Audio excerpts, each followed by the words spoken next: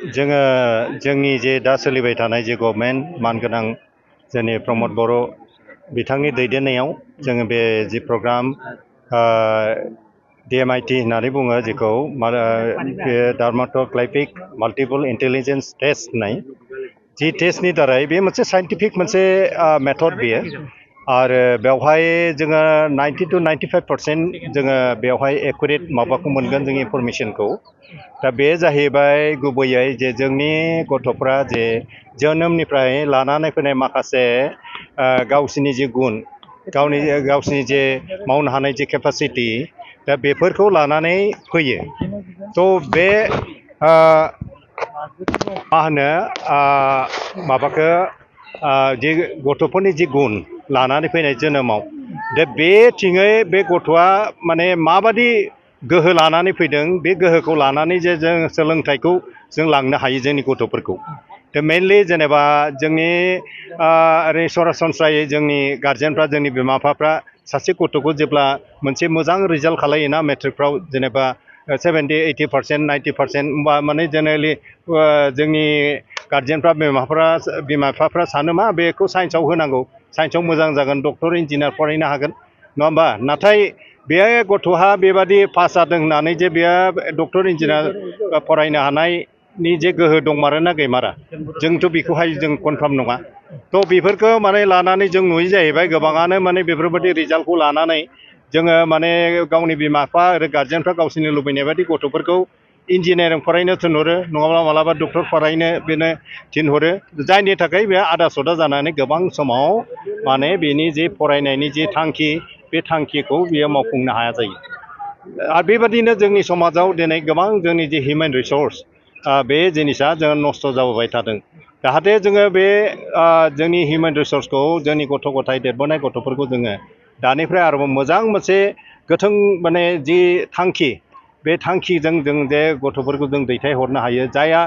engineering फरायनो हानायनि गोहो दङ बेखौ इन्जिनियारिं फरायनो हानाय जों बे लामाजों दैथायहरनो हायो नामा सोरबा जुदि गेलेनो हानायनि जे मोनसे क्षमता लानानै फैदों जोनोमनिफ्राय बेखौ जोङो गेलेनायनि बिथिङाव जों हरनो हायो नामा सोरबाबा मोनसे मोजां मेथाइ खननो हानाय मोनसे गोहो बे जोनोमनिफ्राय लानानै फैदों बेखौ जोङो बे मेथाइ खननो हानायनि मोनसे लामाथिङैनो जोङो दैथायहरनो हायो नामा माने बेबादि मोनसे थांखिखौ लानानै जों मानगोनां जोंनि BTCनि चिफ जे प्रमद बर' बिथांजों जोङो जेब्ला सावरायदोंमोन अब्ला बिथाङा माने बे जि जोंनि जे हाबाफारि लानो नागिरनायखौ बिथाङा जोबोद माने मोजाङै बेखौ नाजावदों आरो बेखौ मावनांगौ होननानै माने बेयो माने जोंनो बिबानखौ होदों जायनि थाखाय जोङो थांनाय मासनि 28 थारिखनिफ्राय जोङो बे हाबाफारिखौ जोङो लागासिनो दङ जोङो बेखौ जोङो मा होनो गासैबो जोंनि BTCनि जे बियाब बे कनस्टिटुवेन्सि वाइज जोङो बेखौ जोङो आरम्भ खालायबाय दा बेखौ जोङो अदालगुरिनिफ्राय जोङो थांनाय 28 थारिखनिफ्राय जोङो स्टार्ट खालायदों आरो बेखौ खालायै खालायै जोङो दा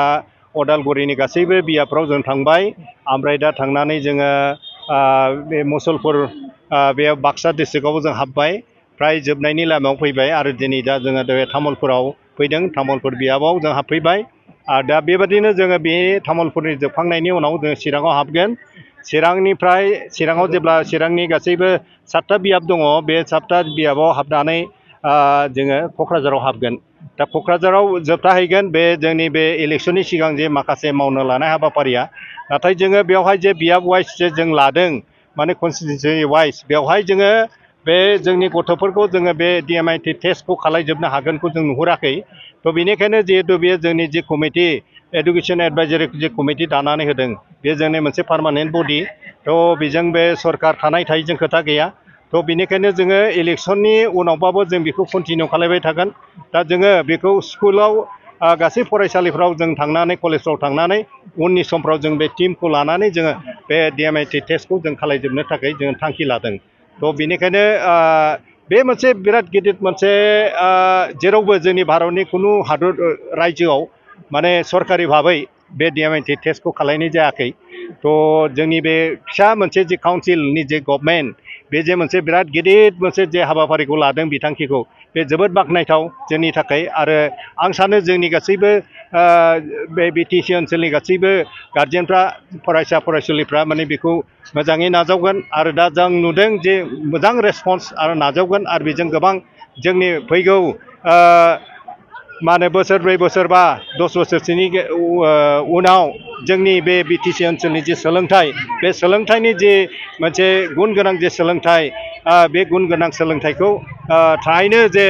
जोंनि ओनसोलाव नांगौमोन जों बेखौहाय नुहैनो हागोन थ' बे गुन गोनां सोलोंथाइखौ लाबोनो थाखाय बे जोबोद गोनां आरो बे जिहेथु बे साइन्टिफिक वे बे जों रावबो एला खेला मोनसे मानसि बानायनाय नङा थ' बेनिखायनो जों बेवहाय बेस खालायनानै जोङो जोंनि